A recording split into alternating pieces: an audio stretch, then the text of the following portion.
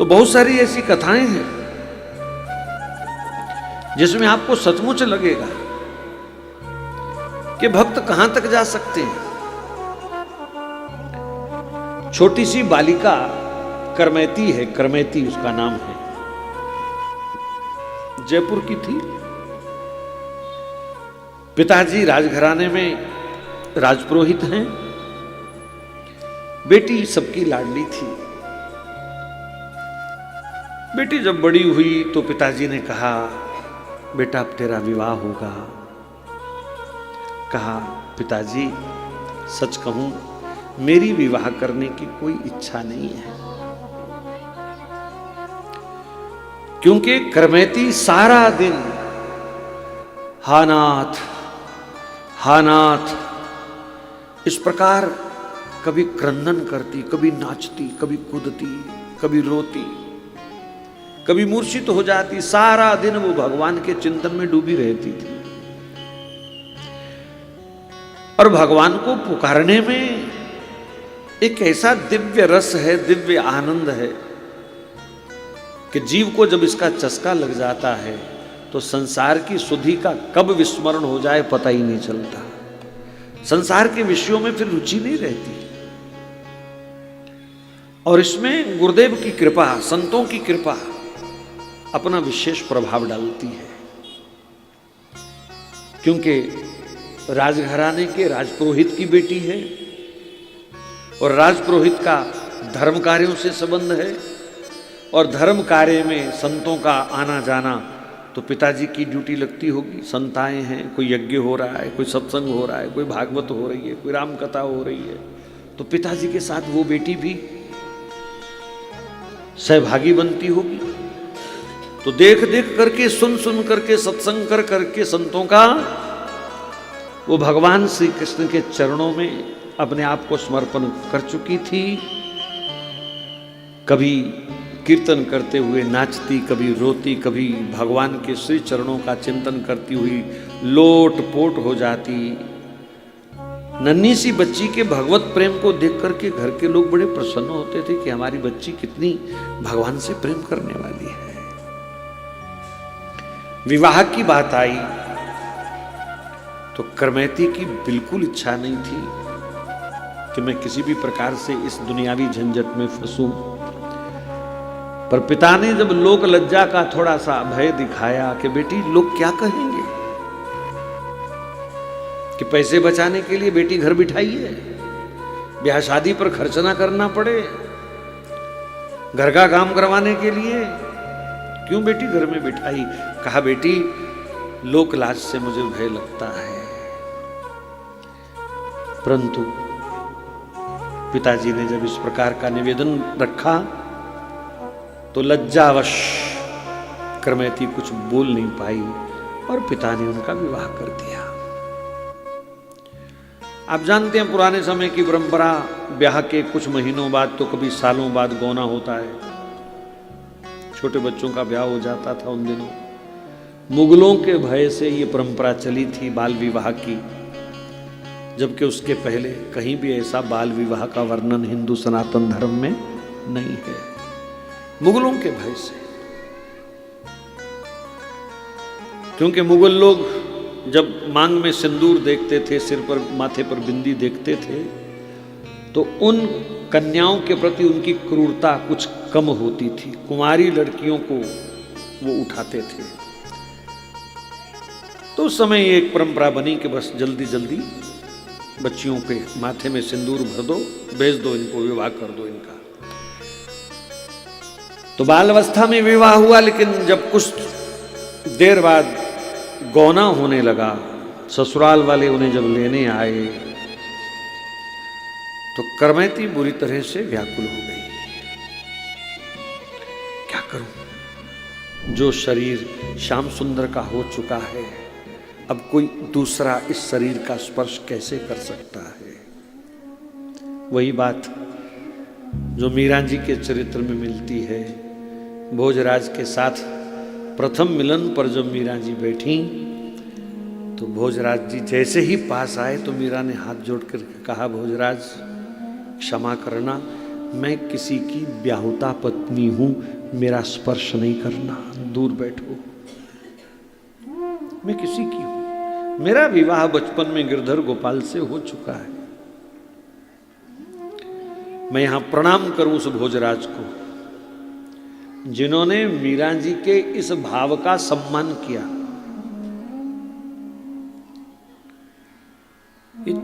इसीलिए तो कहा गया कि भक्तों का चरित्र टेढ़ा है।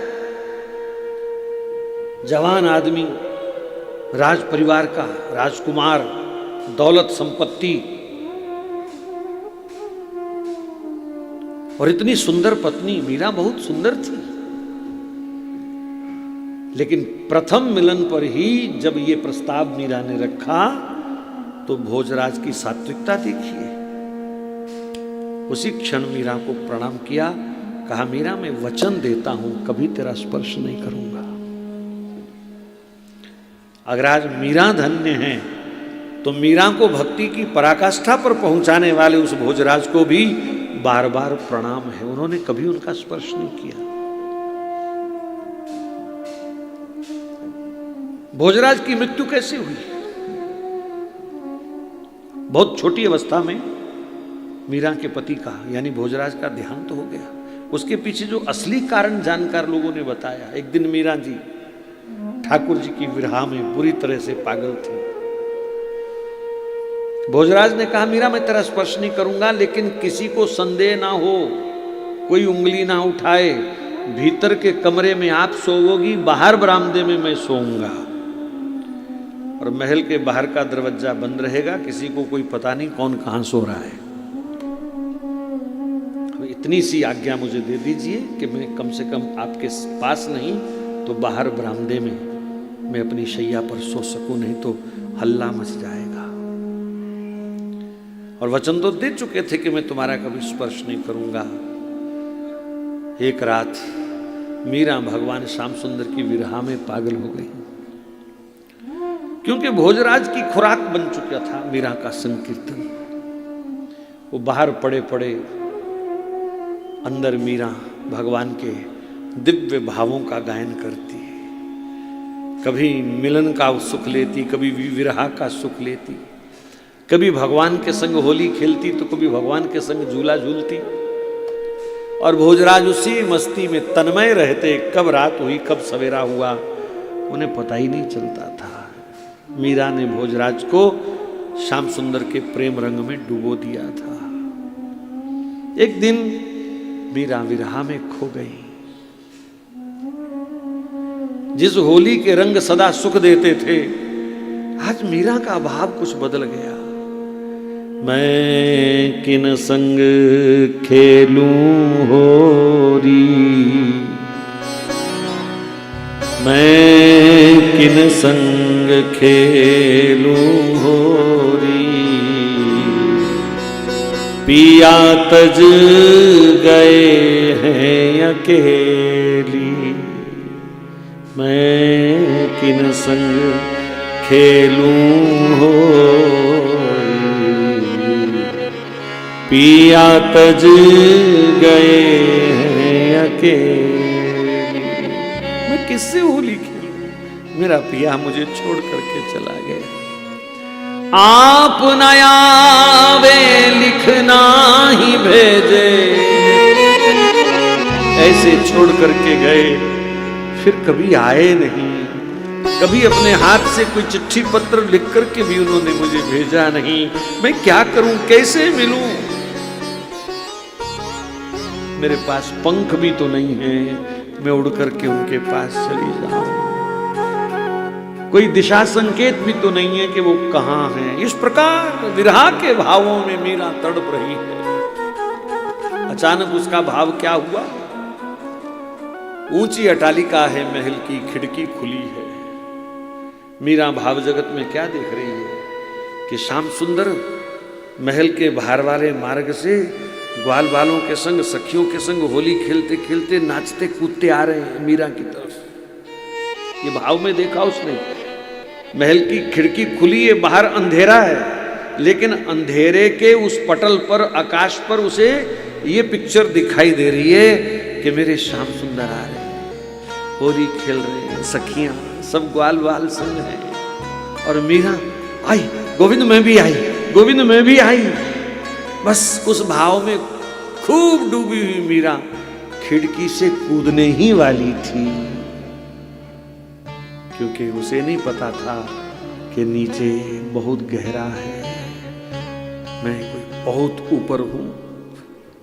भोजराज देख रहा था बाहर से, ये मीरा किधर जा रही है, ये मीरा किधर जा रही है। अरे ये तो भावों में श्याम सुंदर को देख रही है, पर नीचे तो गहराई है, मर जाएगी। दौड़ करके भोजराज ने मीरा को पीछे से पकड़ लिया, वो कूदने ही वाली थी, मैं गोविंद आई, मैं भी आ रही हूं तेरी होरी में, पीछे से पकड़ लिया। ये क्या हुआ मीरा, ये क्या करने लगी थी तू? एकदम मीरा की तंद्रा टूटी। भोजराज ने उनको अपने पलंग पर बिठाया उधर और स्वयं बाहर चले गए। मीरा को तो बचा लिया, लेकिन उसी दिन से भोजराज के मन में एक पीड़ा प्रारंभ हो गई। मैंने इसको वचन दिया था मैं तेरा स्पर्श नहीं करूंगा, हाय मैंने इनको छू लिया, जबकि उनकी जान बचाने के लिए छुआ है। डॉक्टर किसी स्त्री का ऑपरेशन करता है, उसका हर अंग हो सकता है उसे छूना पड़े, लेकिन उद्देश्य तो उसका गलत नहीं है। लेकिन यहां भोजराज ने इसी बात को दिल पे लगा लिया, मैंने मीरा को वचन दिया था मैं तुम्हें छूंगा नहीं, हाय मेरे से स्पर्श हो गया, मैंने वचन तोड़ दिया। अब उसको कौन समझाए कि मीरा को बचाने के लिए और कोई उपाय भी नहीं था। मीरा ने भी कोई आपत्ति व्यक्त नहीं करी इस पर, परंतु भोजराज इसी गम में बीमार रहने लग गए। हाय मैंने उस पतिव्रता को क्यों छुआ, मैंने श्याम सुंदर की दीवानी मीरा को क्यों छुआ, मैंने वचन दिया था स्पर्श नहीं करूंगा, मेरा वचन टूट गया। इसी गम में वो दिन प्रतिदिन बीमार होते गए, बीमार होते गए। बहुत वैद्य लोग आए, लेकिन उनके भीतर का ये वहम मेरा वचन टूट गया, मेरा वचन टूट गया, कोई निकाल नहीं पाया। और अंत में भोजराज सदा सदा के लिए सो गए। मैं करमैती की बात पुष्ट करने के लिए मीरा जी को यहां प्रस्तुत कर रहा हूं। मीरा जी के सामने विकट परिस्थिति आ गई उस समय। जैसे ही भोजराज की मृत्यु हुई,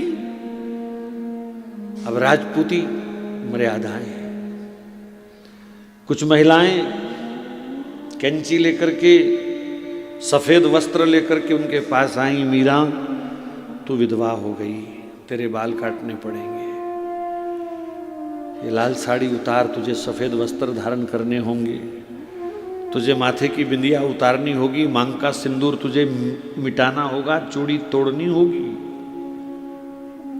जैसे ही वो बुढ़िया मर्यादा दिखाती हुई कैंची लेकर के आगे बढ़ी, तो मीरा ने वो कैंची उठा के एकदम आक्रामक स्वरूप धारण कर लिया। खबरदार कोई मेरे सामने आया तो मैं बाल नहीं कटवाऊंगी, मैं सफेद वस्त्र धारण नहीं करूंगी। मीरा समझ, तेरे पति मर गए हैं और हमारी मर्यादा है, विधवा स्त्री को बाल कटवाने पड़ते हैं, सफेद वस्त्र धारण करने पड़ते हैं। मीरा ने डंके की चोट पर कहा, मेरा पति मर ही नहीं सकता, मेरा पति अविनाशी है, मेरा पति सत्य है। जाके सिर मोर मुकुट मेरा पति सोई, जाके सिर मोर मुकुट बंसी वाला मेरा पति है, उसकी मृत्यु नहीं होती कभी भी, कभी भी मृत्यु नहीं होती, वो अविनाशी है, अजर है, अमर है।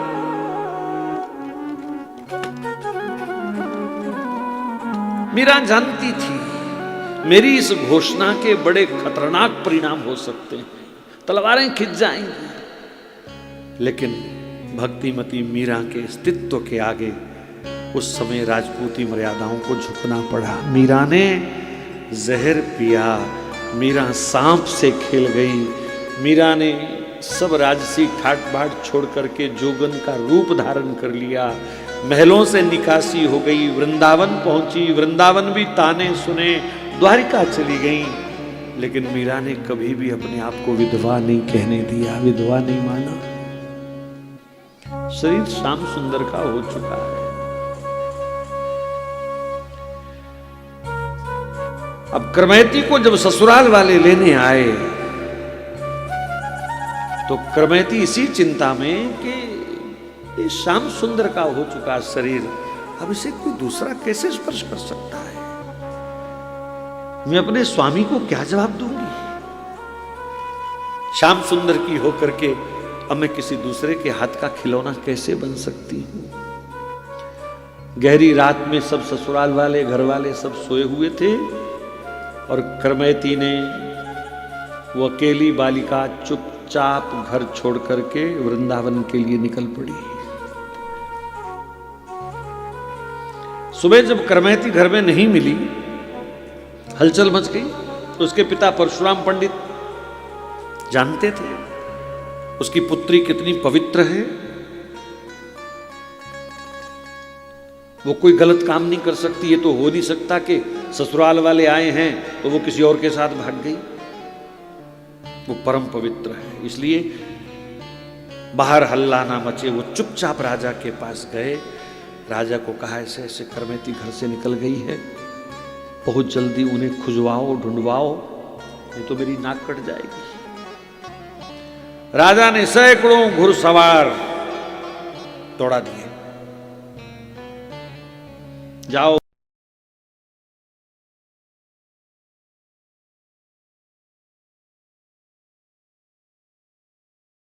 लूट रही है, घोड़े आ रहे हैं राजा के। अरे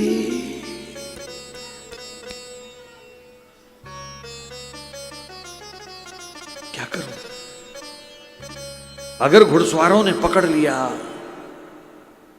क्या होगा? आसपास कोई वृक्ष नहीं था जिसके पीछे वो छुप जाए, आसपास कोई किसी का घर मकान नहीं था कि चुपचाप वो उसमें छुप जाए, कोई छुपने के लिए जगह नहीं मिली। अब हैरान करने वाली बात जो मुख्य विषय है, वो रेगिस्तान सा था, उजाड़ सा, वहां एक ऊंट मरा पड़ा था। ऊंट कई दिनों का मरा हुआ था। कुत्तों ने, श्रृगालों ने उसका मांस भक्षण करने के लिए उसके पेट में बहुत बड़ा छिद्र कर दिया था।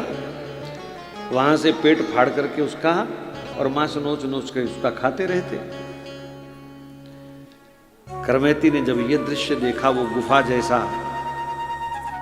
ऊंट का बड़ा सा पेड़, भयंकर दुर्गंध चारों तरफ फैली हुई थी, लेकिन करमैती चुपचाप ऊंट के पेट में प्रवेश कर गई।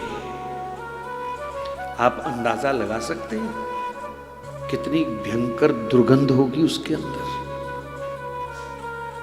वो हड्डियों से, मांस से, चर्बी से, नाड़ियों से वो भरा मरे हुए ऊंट का पेट, उसमें जाके बैठ गई वो। जैसे ही घुड़सवार सिपाही आसपास आए, वो तो दुर्गंध देख करके भाग गए। कोई पास ही नहीं आ पाया, हिम्मत नहीं हुई किसी की। और देखा भी मरा हुआ ऊंट पड़ा, क्योंकि उसमें छुप चुकी थी वो खोल में। अब वो चारों तरफ घूमते रहे। एक रात में वो कितनी भाग सकती है? इससे ज्यादा तो नहीं भागी होगी, यहीं आसपास होगी। उधर घूमे फिर आ जाएं, उधर घूमे फिर आ जाएं। करमैती 3 दिन तक, 3 रात 3 दिन उस ऊंट के पेट में बैठी रही और श्री कृष्ण पुकारती रही। वर्णन मिलता है नाम में कितनी ताकत है।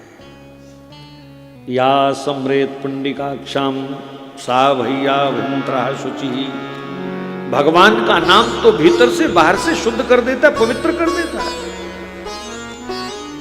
दूसरों के लिए ऊंट का वह पेट, सड़ा हुआ शरीर, जहां भयंकर दुर्गंध पैदा कर रहा था, करमैती के लिए वही दुर्गंध सुगंध हो गई। भगवान अपने भक्तों के लिए व्यवस्था करते हैं।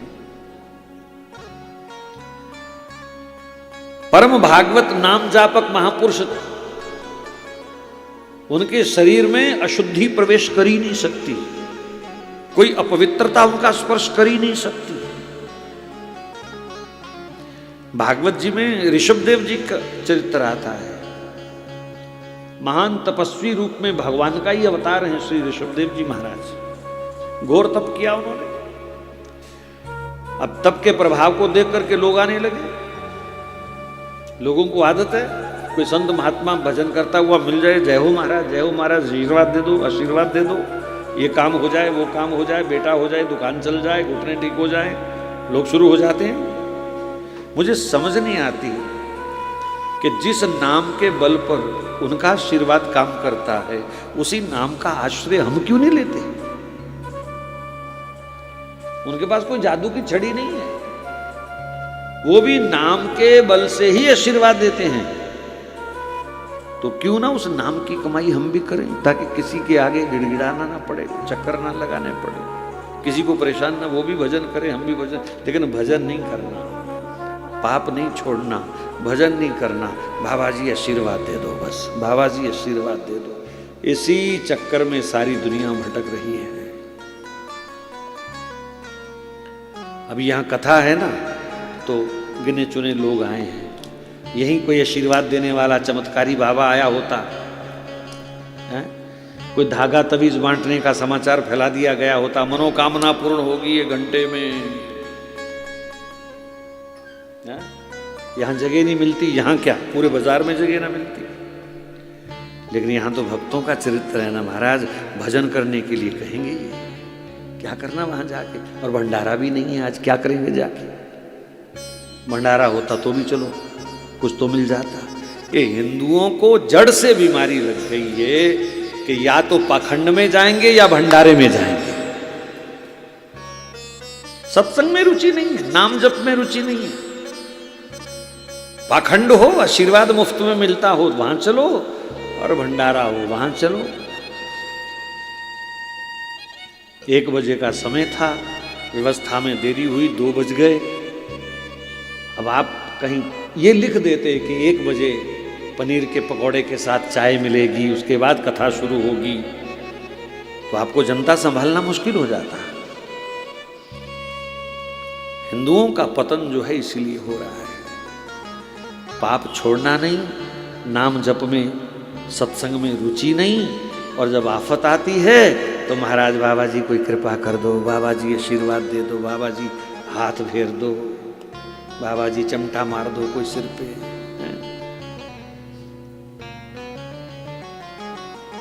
तो मैं निवेदन कर रहा था, ऋषभदेव जी महाराज जब भजन करने बैठे तो चर्चा फैल गई, लोग आने लगे, महाराज नाक रगड़ने लगे, आशीर्वाद दो महाराज, बहू कहना मानने लग जाए, दुकान अच्छी हो जाए।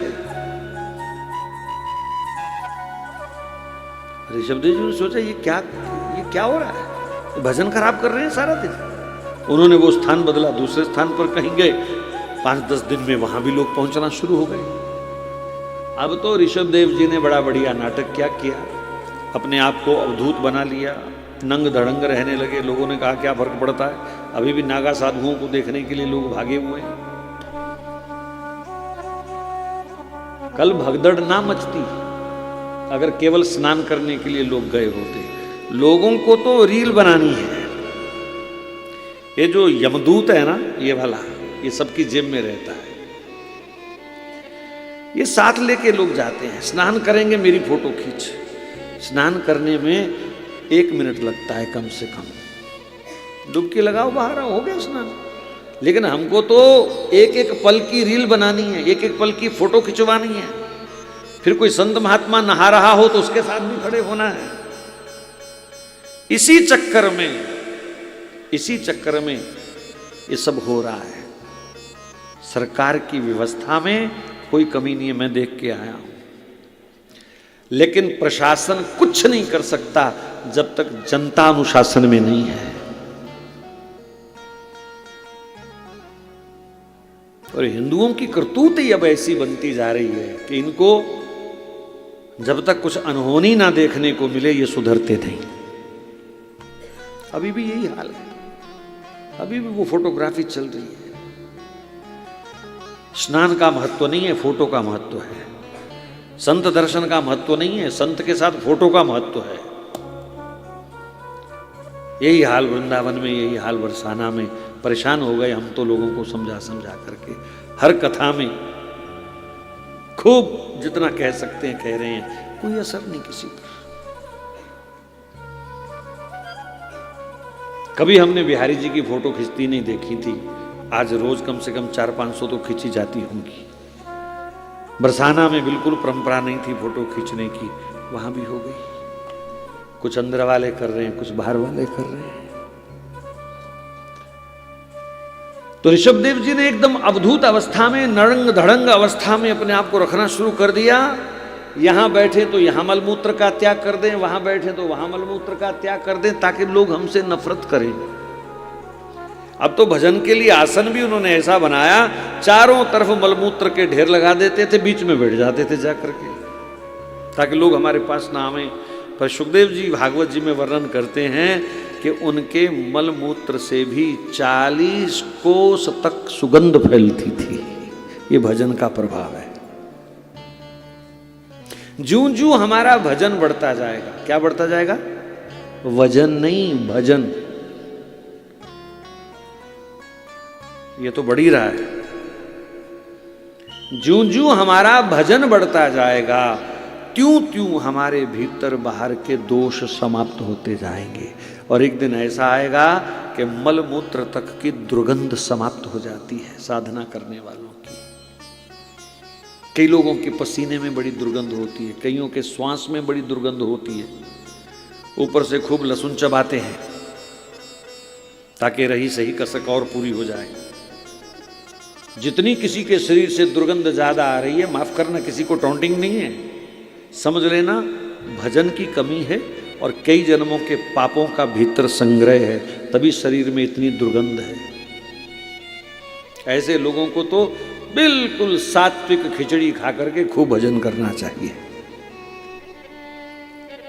भजन बढ़ता है तो विकार दूर होते हैं। ऐसे ऐसे संत महापुरुष जिन्होंने जीवन में कभी साबुन का प्रयोग नहीं किया, साबुन का स्पर्श नहीं किया, और उनका चेहरा देखो, चमड़ी देखो कैसी मुलायम चमकती हुई। हम लोगों को साबुन भी चाहिए, फिर उसके बाद बॉडी लोशन भी चाहिए, तब भी चेहरे मुरझाए हुए रहते हैं, चमड़ी सिकुड़ती रहती है रोज।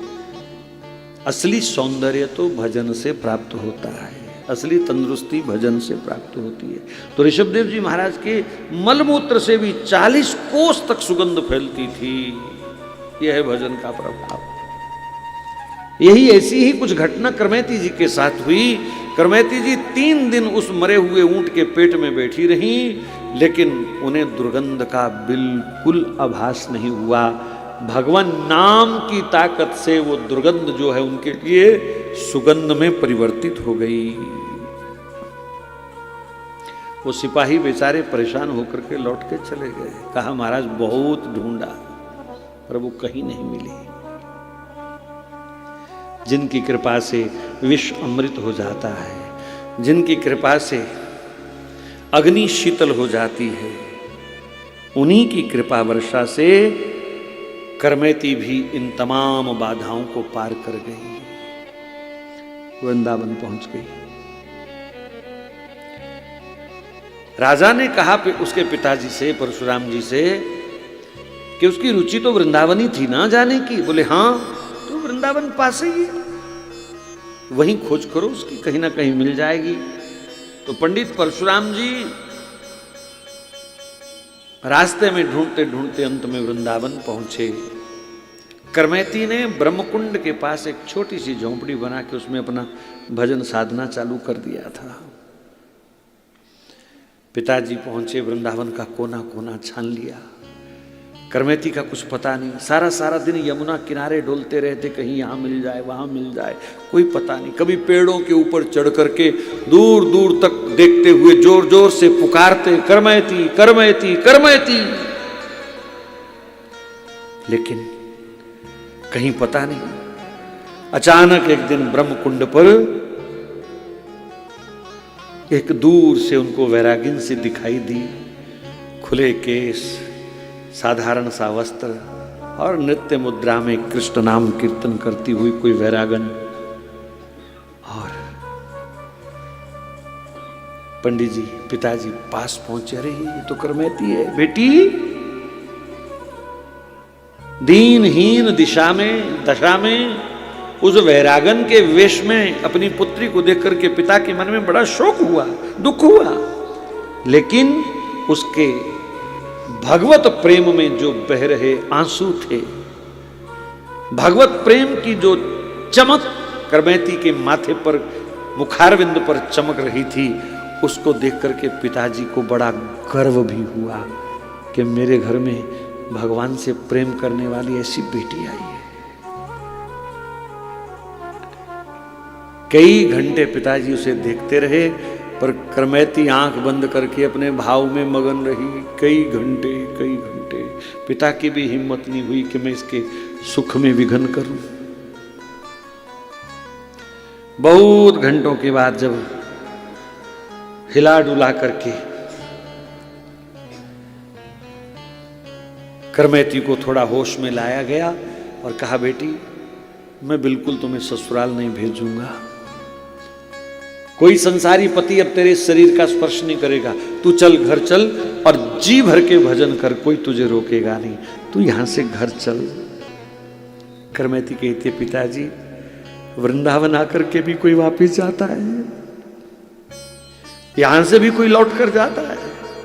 ये तो जीवन की अंतिम प्राप्ति है, असली प्राप्ति है। यहां से अब मैं कहीं नहीं जा सकती। मैं तो ब्रजराज के प्रेम समुद्र में डूब करके मर चुकी हूं। इस मुर्दे को तुम कहां ले जाओगे? मुर्दा कौन रखता है? घर में कौन ले जाता है मुर्दा? मुर्दे को तो घर से निकाला जाता है। करमैती के शब्द सुनो, मुर्दे को तो घर से निकाला जाता है, मुर्दे को कोई घर में नहीं लाता। और मैं आपकी पुत्री कृष्ण प्रेम समुद्र में डूब करके मर चुकी हूं। अब ये मुर्दा घर वापिस नहीं जाएगा। बहुत कहने पर भी जब बेटी नहीं मानी तो अंत में पिताजी अपने घर वापस लौट गए। उन्होंने जब राजा को जाकर के समाचार सुनाया तो राजा भी स्वयं चल करके जयपुर से करमैती के दर्शन के लिए वृंदावन धाम पधारे। करमैती के चरणों में उन्होंने प्रणाम किया। प्रयास उन्होंने भी किया कि बेटी चल, तेरे लिए बढ़िया स्थान बनाता हूं, वहां बैठ के भजन कर, ठाकुर जी का मंदिर बन जाएगा। करमैती ने कहा, नहीं, वहां आपको मंदिर बनाना पड़ेगा। यहां कण-कण मंदिर है, यहां का कण-कण मंदिर है। अब मैं यहां से कहीं नहीं जा सकती। तो राजा ने करमैती जी के लिए ब्रह्मकुंड के पास ही एक छोटा सा मठ सा बनवा दिया। तुम यहीं बैठ के भजन करो। कहते हैं आज भी उस मठ के अवशेष कुछ मिलते हैं दर्शन के लिए वहां पर। इस प्रकार ये जो ऊंट के पेट में बैठ करके 3 दिन 3 रात बिताना, आप ईमानदारी से बताओ किसी को हजम होती है ये बात? किस अवस्था? यहां तो बढ़िया एसी कमरे में हर सुख सुविधा में बैठ के भजन नहीं होता। थोड़ी सी प्रतिकूलता आ जाए, थोड़ा सा कोई काम याद आ जाए तो सबसे पहले क्या छूटता है? बोलो, भजन कल कर लेंगे। कथा तो अभी 4 दिन है, कल चलेंगे, पहले दिन क्या करना है? आज तो काम कर लेंगे। कथा अच्छी लगती है कब? जब घर में कोई काम ना हो। कथा अच्छी लगती है जब किसी की शादी ब्याह की न्योता ना आया हो। कथा अच्छी लगती है अगर उस दिन किट्टी पार्टी ना हो। कथा अच्छी लगती है अगर घर में बच्चों का कोई बर्थडे ना हो तो। कथा अच्छी लगती है अगर भंडारा साथ चल रहा हो। ये मुफ्त में फोकी कथा सुनने कौन आए? ये तो कोई ठाकुर जी का प्रिय प्यारा ही आएगा, जिसको ठाकुर जी। हमें वैसे कभी चिंता नहीं होती कम लोग आए कि ज्यादा लोग आए। आज धन्य में धन्य अति यद्यपि सब विधिहीन निज जन जानी राम मोहे संत समागम दीन। हमारे घर में कोई उत्सव होता है तो क्या गली से सबको पकड़ के हम ले आते हैं? हमारे जो खास होते हैं हम उनको बुलाते हैं। ऐसे ही मैया के जो खास थे उनको पहले ही बुला लिया। जो पक्के रिश्तेदार होते हैं ना उनको तू 4 दिन पहले आ जा। बाकियों को बोलते पैलेस में ही आना, घर में आने की जरूरत नहीं है। जो दूर दूर के होते हैं उनको केवल उनके कार्ड पर क्या लिखा होता है, बस वहीं का न्योता है, पैलेस का ही। लेकिन जो प्रिय होते हैं, खास होते हैं, महाराज आज मेहंदी भी है घर में, आज वो शगुन भी है घर में, आज वो भी है, ये भी है, तुम पूरा दिन आना। तो माँ ने अपने खास लोगों को पहले दिन बुला लिया, बाकी आएंगे दावत खाने बाद में। गहरे तो मैं निवेदन कर रहा था, श्री नाभादास जी महाराज कहते हैं कि गुरुदेव मैं भगवान का चरित्र लिख सकता हूं, पर ऐसी ऐसी कथाएं मैं कैसे समझूंगा? मेरी समझ में नहीं आ रहा कि कृमैती ऊंट के अंदर बैठ करके कैसे भजन करती है। मैं इस बात को कैसे जस्टिफाई करूंगा? लोग मुझसे पूछेंगे हाउ इट इज पॉसिबल। कलयुग के लोग प्रश्न करेंगे अंग्रेजी में, ये कैसे हो सकता है जी? मरे हुए ऊंट के पेट में कोई 3 दिन बैठ जाए। अगर कुत्ते रोज आ रहे थे, श्रीगाल रोज आ रहे थे, तो करमैती को क्यों नहीं खाया उन्होंने? ये भी तो प्रश्न उठ सकते हैं। तो कहा भगवान कोई और सेवा ले लीजिए मेरे से, ये बड़ा मुश्किल सा काम है। तब गुरुदेव ने कहा कही समुझाई वोई हृदय आई, कहें सब जिनले दिखाई दई सागर में नाव को। अग्र देवाचार्य जी कहते हैं नाभादास जी, जिस दयालु परमात्मा ने तुम्हें समुद्र में डूब रही नौका दिखाई, जिस दयालु परमात्मा ने मेरे हृदय में मेरी चल रही मनसी सेवा को तुम्हें दर्शन करा दिया, वही भगवान तुमसे भक्तमाल भी लिखवाएंगे। तो गुरुदेव की आज्ञा हुई और साथ में ये भी कहा, नाभादास जी को नहीं वो हम सबको भी कहा, भवसागर के तरन को नाहिन और उपाय। भवसागर में तरना है तो भक्तमाल से बढ़िया कोई उपाय नहीं है। कुछ नहीं हुआ, ठीक है, ध्यान दो।